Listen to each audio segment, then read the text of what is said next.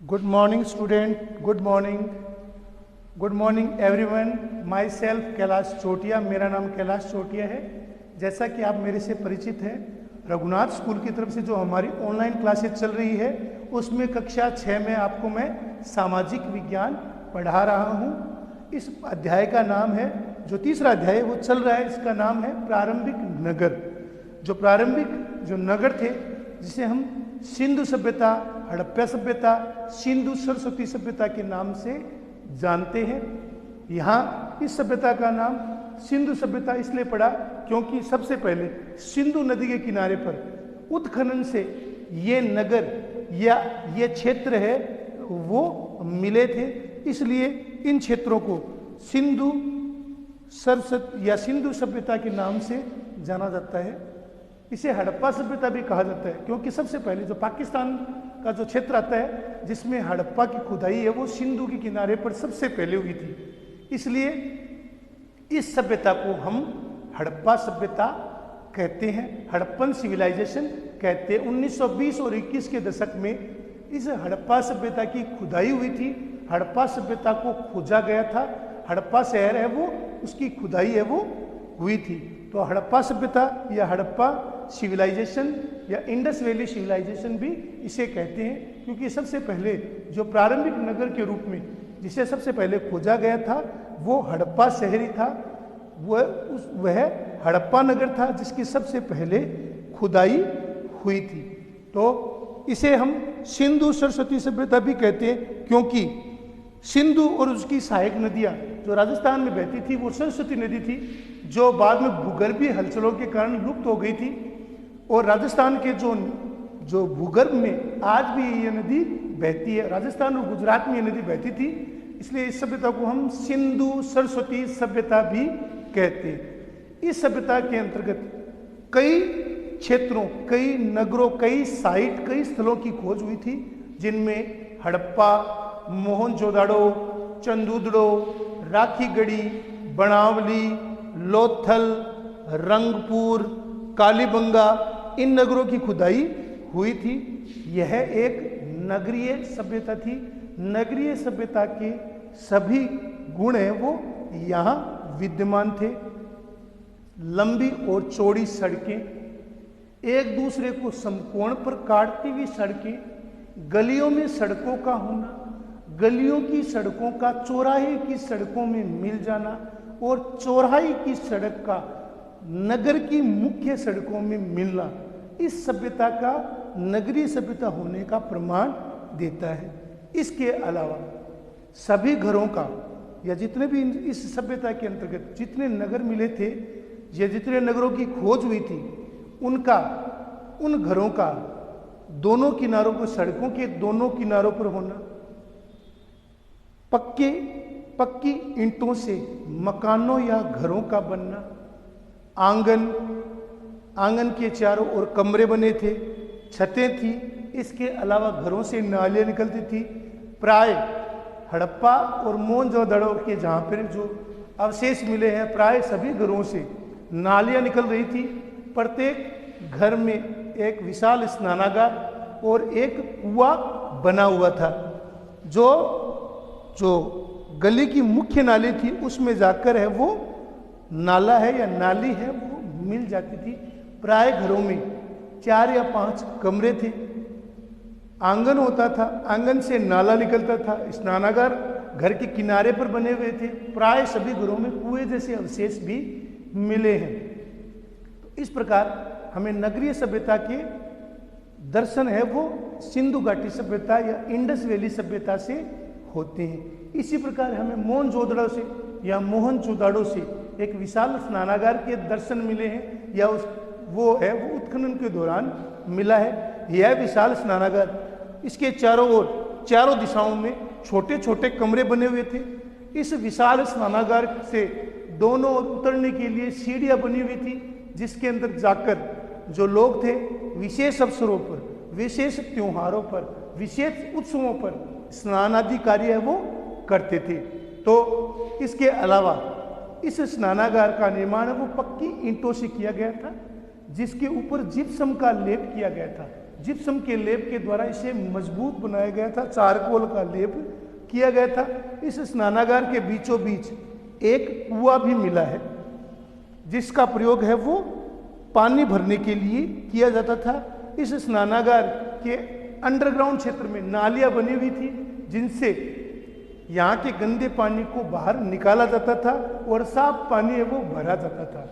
विशेष अवसरों पर, विशेष मौकों पर या विशेष त्योहारों पर पुरुष वर्ग के लोग हैं वो इस स्नानागार में स्नान करते थे और यज्ञ आदि कुछ कर्म है या धार्मिक कर्म है उनका संपादन करते थे। हमें सिंधु काल के अंतर्गत सिंधु सभ्यता के दौरान हमें भवन, नाले और सड़कें को जीवन के बारे में मैंने आपको बताया। इसके अलावा वहाँ का जो नगरीय जीवन था, हड़प्पा के जो नगर थे, हड़प्पा संभवतः सिंधु घाटी सभ्यता के दौरान प्रमुख राजधानी थी, प्रमुख शहर था। यहाँ पर नगरों में बड़ी हलचल थी। यहाँ ऐसे लोग रहते थे जो नगर में खास इमारतें बनाने के लिए कुशल थे। यहाँ के जो ऐसे लोग रहा करते थे जो नगरों में खास इमारतें बनाते थे। हड़प्पा कालीन जो नगर थे उनके दो भाग थे। पश्चिम भाग जो छोटा था, जिसे ऊपरी नगर कहा जाता था, जो ऊपर की ओर बना हुआ था, और पूर्वी भाग जो बड़ा था, जिसे हम निचला नगर कहते हैं, निचला दुर्ग कहते हैं। तो ऊपरी दुर्ग और निचला दुर्ग शहर दो भागों में बटा हुआ था, ऊपरी नगर और निचला नगर। ऊपरी नगर में राजा, पुरोहित, सामंत, राज परिवार के लोग रहते थे, जबकि निचले नगर में किसान, मजदूर, श्रमिक, कारीगर, ये लोग हैं वो निवास करते थे। तो सिंधु सरस्वती सभ्यता के दौरान या सिंधु घाटी सभ्यता के दौरान यहाँ के नगरों में ऐसे लोग रहते थे जो खास इमारतें बनाने की योजना में जुटे रहते थे। ये यहाँ के संभवतः शासक थे। यह भी संभव है यहाँ के शासक लोगों को दूर दूर भेजकर धातु, बहुमूल्य पत्थर और अन्य उपयोगी चीजें मंगवाया करते थे। शायद शासक लोग खूबसूरत मनकों और सोने चांदी से बने आभूषणों को अपने पास रखते थे। इन नगरों में हमें लिपिक भी होते थे जो मोहरों पर लिखते थे। हमें सिंधु कालीन या हड़प्पा कालीन मोहरें मिले हैं जो गोलाकार, वर्गाकार, आयताकार है, जिनके ऊपर खुदाई की गई थी, जिन पर आकृति को उत्कीर्ण किया गया था, जिन पर आकृतियां वो खुदी गई थी। तो सिंधु सरस्वती या सिंधु घाटी सभ्यता के दौरान मोहरों पर लेखन का कार्य ये लिपिक करते थे। मोहरों पर लिखने का कार्य वो लिपिकों के द्वारा किया जाता था। इसके अलावा नगरों में शिल्पकार स्त्री पुरुष भी रहते थे। अपने घरों या किसी उद्योग स्थल पर तरह तरह की चीजें बनाते थे। लोग उस समय लंबी यात्राएं करते थे और वहां से उपयोगी वस्तुएं लाते थे। मिट्टी के कई खिलौने मिले हैं जिससे शायद बच्चे है वो खेलते रहे होंगे या बच्चे है वो अपना मनोरंजन करते थे। पुरातत्ववादियों को अनेक ऐसी चीजें मिली जिनमें अधिकतर पत्थर, शंख, तांबे, कांस्य, धातु, मनके और स्फटिक से बनी हुई चीजें मिली है। जो पुरातत्ववादी है, इतिहासकार है, उन्हें ऐसी चीजें मिली हैं जो पत्थर से, शंख से, तांबे से, कांस्य से, सोने और चांदी सी धातुओं से बनाई गई थी। संप, सीपी, चांदी, सोने, तांबे, कांस्य से वस्तुओं का, धातुओं का, मूर्तियों का निर्माण वो किया जाता था। सोना और चांदी है वो पर्याप्त मात्रा में नहीं मिला है, कुछ अवशेष मिले हैं। इसका मतलब है सोना और चांदी है वो बहुतायत से कम ही मिलता था, उसका उपयोग है वो कम ही किया जाता था, जिसे अमूल्य माना जाता था। तांबे और कांसे के औजार, हथियार, गहने, बर्तन बनाए जाते थे। सोने और चांदी से गहने और बर्तन बनाए जाते थे। यहाँ पर जो सबसे आकर्षक वस्तुएं मिली है उनमें मणके मिले हैं, बाट मिले और फलक मिले।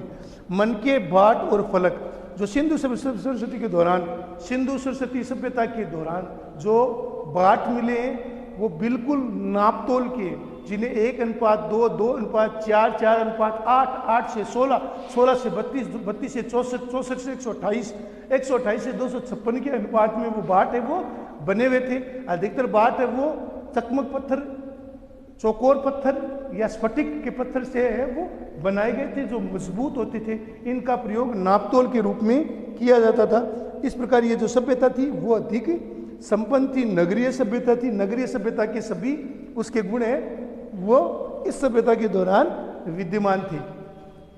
इसके अतिरिक्त हमें आज से करीब 7 से 8 हजार वर्ष पहले जो मेहरगढ़ है, जो पाकिस्तान से ईरान जाने वाला बोलन दर्रा है, उस पर एक प्रमुख स्थल मिला है मेहरगढ़, जहां पर कपास की खेती की अवशेष मिले। इससे पता चलता है कि सिंधु सभ्यता के दौरान सबसे पहले खेती है, उसकी खेती के अवशेष मिले। यहाँ पर चावल, गेहूं और जौ की खेती संभवतः सबसे पहले की गई थी। संभवतः सबसे पहले पशुओं को यहाँ पर पालना और खेती करना है वो शुरू किया गया था। पशुओं का उपयोग है वो मांस के लिए, दूध के लिए, खाल के लिए किया जाता था। धीरे धीरे इंडस वैली सभ्यता, सिंधु घाटी सभ्यता के लोग थे वो खेती और पशुपालन से परिचित हो रहे थे। और मेहरगढ़ में प्रारंभिक काल में जो खेती की गई थी उसके दर्शन हमें मेहरगढ़ से प्राप्त होते हैं। मेहरगढ़ में कपास की खेती होती थी।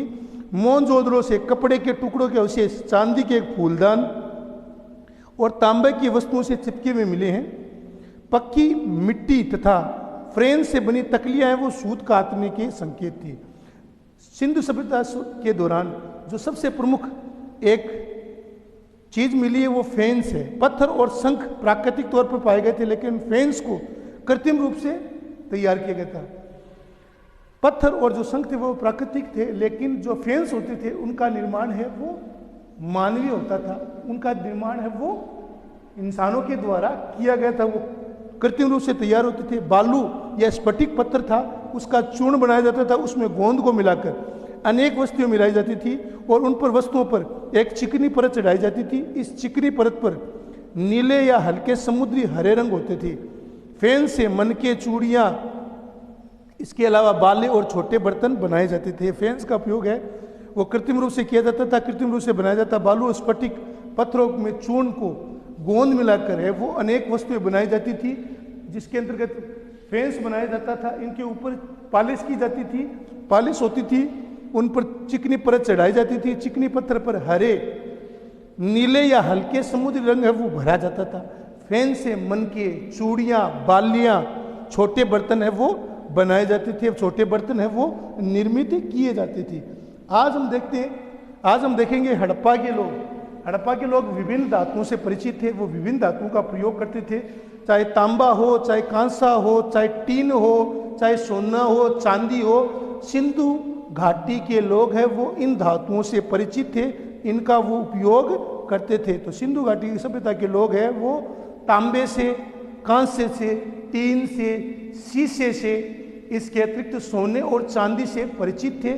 सोने और चांदी का भी उपयोग करते थे। हड़प्पा के लोग तांबे का आयात, हड़प्पा के लोग जो तांबे का आयात थे वो संभवतः राजस्थान से करते थे।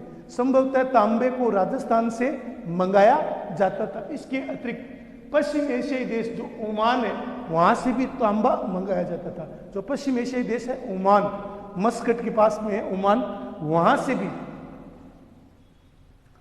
तांबा है वो मंगाया जाता था। इसके अलावा कांसा बनाने के लिए तांबे के साथ मिलाई जाने वाली जो धातु थी टिन, उसका आयात है वो ईरान और अफगानिस्तान से। तांबा से कांस्य बनाने के लिए जो तांबे में मिलाई जाने वाली जो धातु है टिन, उसे अफगानिस्तान और ईरान से मंगाया जाता था। अफगानिस्तान और ईरान से उसे आयात किया जाता था। सोना था वो कम मात्रा में मिला है।